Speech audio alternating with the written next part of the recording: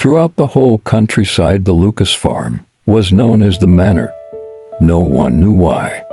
The peasants doubtless attached to this word, manor, a meaning of wealth and of splendor, for this farm was undoubtedly the largest, richest, and the best managed in the whole neighborhood.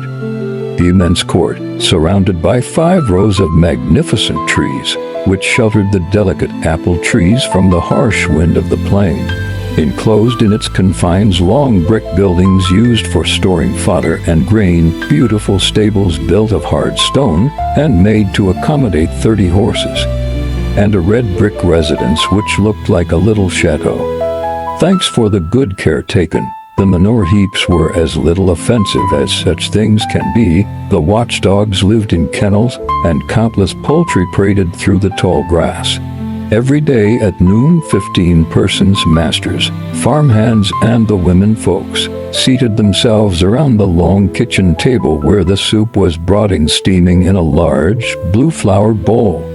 The beasts, horses, cows, pigs, and sheep were fat, well-fed, and clean.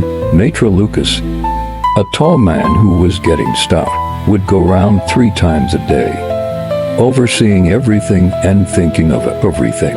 A very old white horse which the mistress wished to keep until its natural death because she had brought it up and had always used it, and also because it recalled many happy memories, was housed through sheer kindness of heart at the end of the stable. A young scamp about 15 years old, Isidore Duval by name, and called for convenience Zidore, took care of this pensioner, gave him his measure of oats and fodder in winter, and in summer was supposed to change his pasturing place 4 times a day, so that he might have plenty of fresh grass. The animal, almost crippled, lifted with difficulty his legs, large at the knees and swollen above the hoofs. His coat, which was no longer curried, looked like white hair, and his long eyelashes gave to his eyes a sad expression. When Zidore took the animal to pasture, he had to pull on the rope with all his might because it walked so slowly, and the youth, bent over and out of breath, would swear at it, exasperated at having to care for this old nag. The farmhands, noticing the young rascal's anger against Coco, were amused and would continually talk of the horse to Zidore, in order to exasperate him. His comrades would make sport with him. In the village he was called Coco Zidore. The boy would fume, feeling an unholy desire to revenge himself on the horse. He was a thin, long-legged, dirty child with thick, coarse, bristly red hair. He seemed only half-witted, and stuttered as though ideas were unable to form in his thick, brute-like mind. For a long time he had been unable to understand why Coco should be kept indignant at seeing things wasted on this useless beast. Since the horse could no longer work, it seemed to him unjust that he should be fed.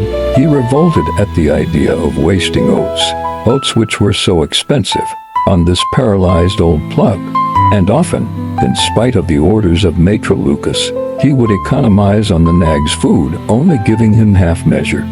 Hatred grew in his confused, childlike mind, the hatred of a stingy, mean, fierce, brutal, and cowardly peasant. When summer came, he had to move the animal about in the pasture. It was some distance away. The rascal, angrier every morning, would start, with his dragging step, across the wheat fields. The men working in the fields would shout to him, jokingly, "Hey, Zidore, remember me," to Coco. He would not answer, but on the way he would break off a switch, and as soon as he had moved the old horse he would let it begin grazing. Then, treacherously sneaking up behind it, he would slash its legs. The animal would try to escape, to kick, to get away from the blows, and run around in a circle about its robe, as though it had been enclosed in a circus ring. And the boy would slash away furiously, running along behind, his teeth clenched in anger. Then he would go away slowly, without turning round, while the horse watched him disappear, his ribs sticking out, panting as a result of his unusual exertions. Not until the blue blouse of the young peasant was out of sight would he lower his thin white head to the grass. As the nights were now warm, Coco was allowed to sleep out of doors, in the field behind the little wood.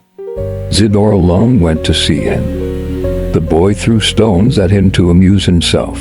He would sit down on an embankment about 10 feet away, and would stay there about half an hour from time to time, throwing a sharp stone at the old horse, which remained standing tied before his enemy, watching him continually and not daring to eat before he was gone. This one thought persisted in the mind of the young scamp. Why feed this horse, which is no longer good for anything? It seemed to him that this old nag was stealing the food of the others, the goods of man and God, that he was even robbing him, Zidore, who was working. Then, little by little, each day, the boy began to shorten the length of rope which allowed the horse to graze. The hungry animal was growing thinner and starving. Too feeble to break his bonds, he would stretch his head out toward the tall, green, tempting grass, so near that he could smell, and yet so far that he could not touch it. But one morning Zidore had an idea. It was not to move Coco anymore. He was tired of walking so far for that old skeleton. He came, however, in order to enjoy his vengeance. The beast watched him anxiously. He did not beat him that day. He walked around him with his hands in his pockets.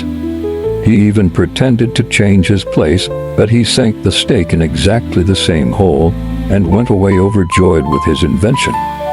The horse, seeing him leave, neighed to call him back, but the rascal began to run, leaving him alone, entirely alone in his field, well tied down and without a blade of grass within reach.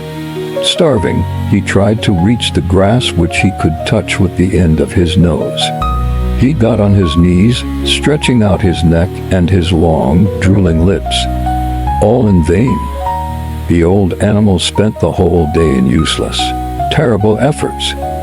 The sight of all that green food, which stretched out on all sides of him, served to increase the gnawing pangs of hunger.